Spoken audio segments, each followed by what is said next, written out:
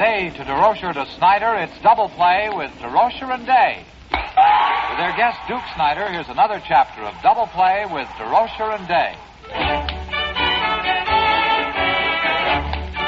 Welcome to another visit with baseball's most exciting and controversial couple, Laraine Day and Leo Durocher, with their guest for today, Duke Snider. You know, you fans have heard a good deal about the signs that a manager gives to his players during a game. Later on in today's show, Leo, Laraine, and their famous guest, Duke Snider, are going to delve into these signs and are going to try and give you a little inside information about them. But first, here's a little inside information just for you. And now back to Double Play with Leo Durocher and Laraine Day and their guest, Duke Snider. Hi there, everyone. On this show, you're going to meet that famous center fielder from the Brooklyn Dodgers, Mr. Duke Snider. And don't forget that I'm here to represent you fans. And today I'm representing particularly Juanita White from Oklahoma City, who would like to know why manager Dressen clears the Brooklyn bench so much this last season. And Charlie Hatch from Ogden, Utah, who would like to know why did Leo choose Sheldon Jones to pitch the second game of the playoffs. And Bonnie Young from Las Vegas, who says that I'd like to know something about the signs that the manager gives to a pitcher and a hitter. Never can spot them. So let's find out about them, shall we? Leo. Leo. Come on, Duke. Let's go over here and sit down. All right, Leo. Hiya, Duke. Hello, Laraine. How are you? Duke, what's your real name? Edwin. Edwin, why do they call you Duke? My father started that when I was very young, and it stuck with me ever since. It has nothing to do with baseball. No, I don't believe so. Well, Duke, I think you should answer this question since you were on the Brooklyn team. Why did manager Dressen clear the Brooklyn bench so often last season? Charlie cleared the bench mainly because he didn't want any more players thrown out. We were known to have quite a loud bench and baiting the umpires quite a bit, and Charlie thought it might be a good idea if they were all in the clubhouse so that if we needed someone in an important situation, well, he could get them rather than have them out of the game in the showers. Well, couldn't you have just said be quiet?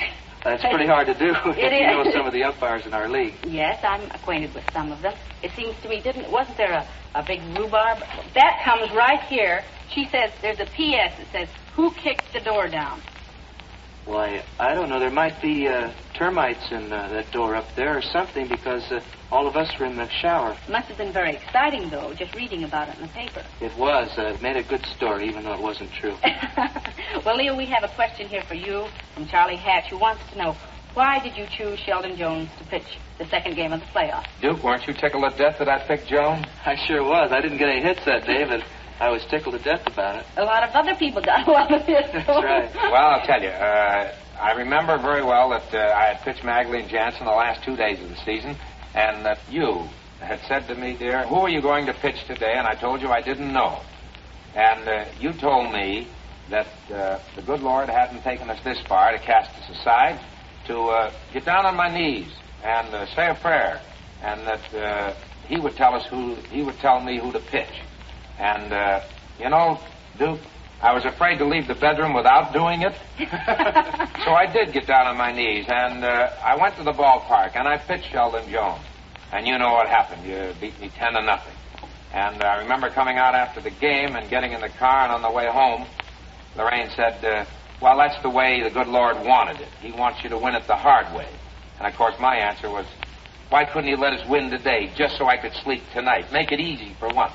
Well, you know, Duke, that little story, when we were being beaten 10-0, and all I could remember all during the game was, and I told Leo to get down on his knees, and he would be told who to pitch, and so he pitches Jones, and I said, I'm really going to get it out in the car tonight, you know, going home, about the Lord told him to pitch Jones, and he asked on my suggestion, but Leo was wonderful, because when he came out in the car, he said, you know, he wanted me to pitch Jones to save Magley for tomorrow because we couldn't get a hit off Laraine. And if we'd put Magley in, I'd have lost a great pitcher for tomorrow because we just couldn't hit that wonderful pitcher. Oh, Laraine was great that day, Duke. That was the best pitch ball game, I think one of the best, that we had pitched against us all year. He had a great curve ball, and I made the wrong guess.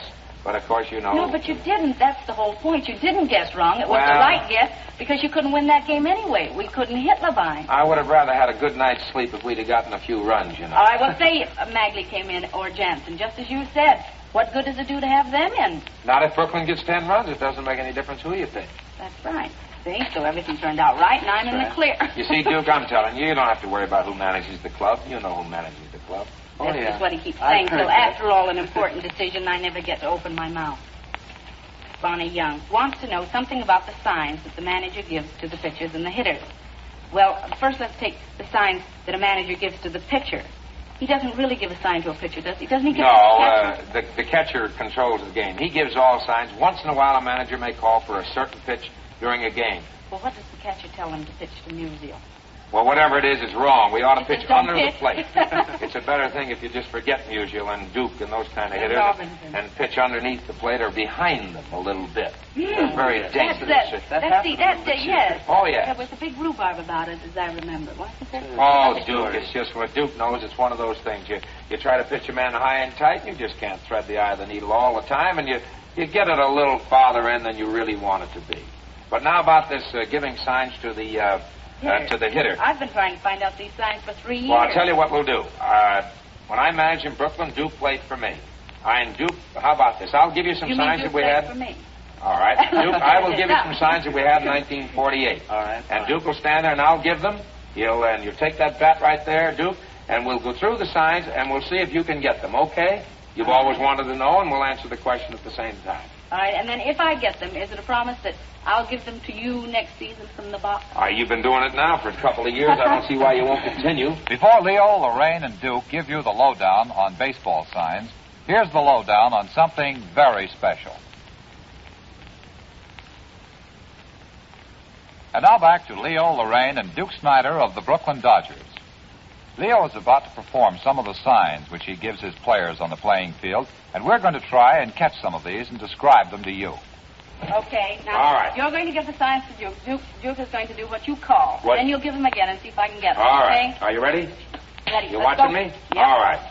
All right, here's the first signal now. We'll try and follow it along. Leo first touches his cap with his right hand. He brings the hand down to his chest, then he adjusts his belt. His right hand goes back to his cap. Hit and run. That's the hit and run. Okay. All right? Yeah. Give the next one. This time, Leo performs the signal with his left hand. He starts it with a hand resting on the letters on his chest. Now he goes down, adjusts his belt, brushes off his left knee, back to his belt again, and the left hand finally comes to rest on the letters on his chest. Bunt. Okay. All right? Here's the next signal. He hitches up his pants, claps his hand, goes back to the visor of his cap, hitches up his pants again, and takes one step to the right. That's take. Oh, I'm sorry. Now you can't do it. No. Don't tip her off now, Duke. Okay. All right, now we'll start again. Okay. I'll give you another one. Are you ready? I'm ready. Leo takes his right hand and touches his cap. He brings the hand down to his chest. Leo's left hand now adjusts his belt, claps his hands together, and takes one step to the left. And finally, the hand goes back to his cap. Now that's the hit and run. Am I right or wrong? How did you know it was the hit and run? From Jameson. All right, you can't guess. You've got to know what you're doing. You can't But you make do a the mistake same at the plate. thing every time. Oh, no, I don't. All right, here you are. Go ahead. Leo performs these signals very fast, and it's rather difficult to catch them. His left hand first rests on his chest, where the letters would be, next to his belt, and the hand comes back to his chest again. Now that's the hit and run. Duke will tell you what it is. The bunt. That's the That's bunt. the bunt. All right, you want to see one more? Yes, have you All got right. another one? Yes, we have another one. Okay. All right. Shoot. He brushes his right knee, the hand goes back to his belt, touches his chest again. What haven't we done? We've done the hit and run, we've done the bunt. That must be the take. That's right. That is the take. What made you All guess right. the take? I don't know. Honestly, I couldn't tell the difference. Now show me, actually, what you do for a hit and run. Well, for a hit and run, our hit and run sign happens to be if I had a cap on, I was using my forehead for a cap. Yes. And say that I start and stop in the same position. Anything I do in between means nothing. In other words, I touch my cap. Boom, boom, boom, boom. Now, you didn't give a sign. Yes, I did. Well, you said it meant nothing. I started and stopped on my cap, which is hit and run. But you said, whatever I do between the time I touch my cap Means and... nothing. All right. Well, then when did you give the hit and run? I started and stopped on my cap, that's hit and run. I see. Now, this is nothing. Boom, boom, boom, boom, boom. I That- started on my cap, but I never went back to my cap. So that means there's That no means sign. nothing. He's on his own. You could do anything he So wants. that it's called what we call a block sign. In other words, it's a take, put it on, take it off. If I start, I must come back to that same place. All right, now I understand. If you wanted him to hit and run, you'd start with your cap, and whatever you did doesn't mean a thing, but coming back to your cap means that Duke must hit and run. On that ball, he must swing at it and try to protect the runner. Then I'm sending the runner, and I want him to hit. Okay. No matter where the ball is, he must swing at it. All right, but if you didn't come back to your hat, he's on his own. He's on his own. You Doesn't did that he please merely the to plate? confuse the manager or the pitcher or the I other may player. give the sign. That is what's called coming back, starting and coming back to it. I can confuse the opposing player or the coaches or the manager who may be watching. And the manager's wife. All right, now go on. Naturally, the manager's wife. You can't It's run always the game. confused. Always You confused. mean to me like this all the time. You could also have a call-off sign. You could give the sign all the way through, maybe, and then clap. That's right. And that would call it off, even though he gives the whole sign.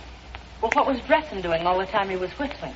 Well, that is more or less a decoy, Laraine. He doesn't give any signs when he does that. Well, you know, I was always under the impression that when he whistled, it meant that perhaps he caught a signal from the pitcher, you know, and was saying, here comes the fast one.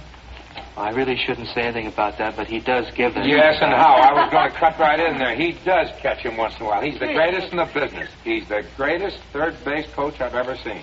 Well, tell me, what about a bunt? Now, show me the bunt sign. Well, look, dear, I showed you the way the manager gives them, and Duke, why don't you show her the way when you played for me and I was to give you the bunt sign? Go ahead and show her exactly what the bunt sign is.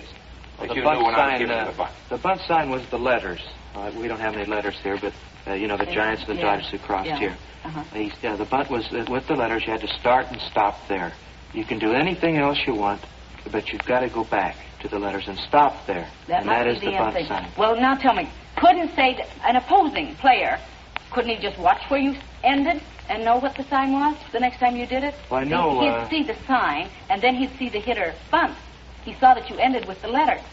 Well, wouldn't he say, well, the next time they end there, it's the bunt? Well, it could be changed, though. I mean, that's How about just the one takeoff? group of signs.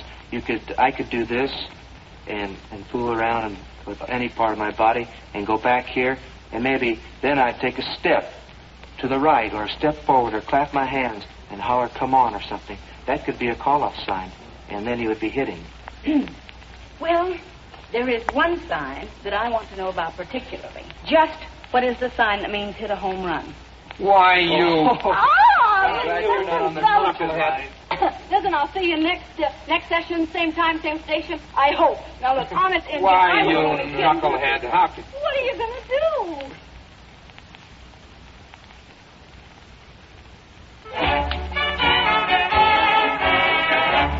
You've been listening to another chapter of Double Play with baseball's most exciting couple, Laraine Day and Leo Durocher.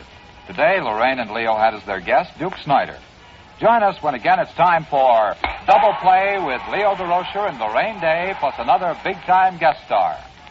Double Play is produced by Marty Martin, directed by Ted Nealon, and is a Mar-Ted production.